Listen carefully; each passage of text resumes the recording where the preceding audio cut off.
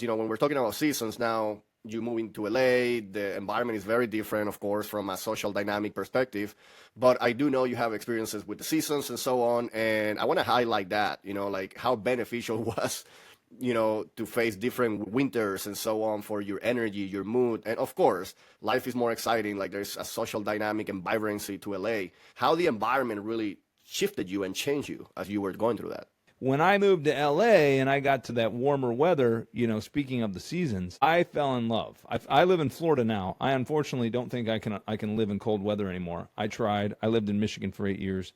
I can't do the cold weather. I get depressed.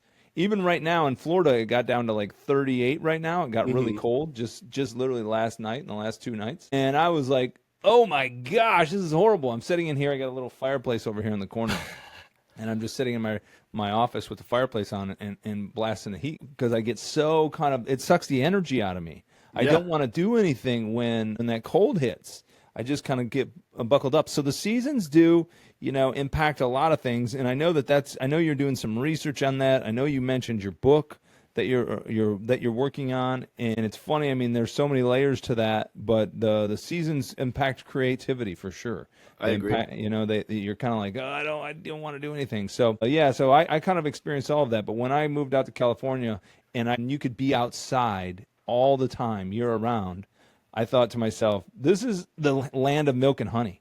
It's not just temperature as well. I have known a lot of people that suffer from seasonal affective disorder that live in Florida and they experience it. And when you see their stories and how they express, it's no different than somebody in Michigan that had been experiencing a cloudy day for 2 weeks in a row. You just need like 3 of them in a row in Florida, and you just it's like you feel something very similar. And I think that's what's fascinating is that this is like a human experience that we all go through at different levels. And, some experience it at black, sometimes we experience it in the white, but there is a shade of gray that most of us experience and can relate.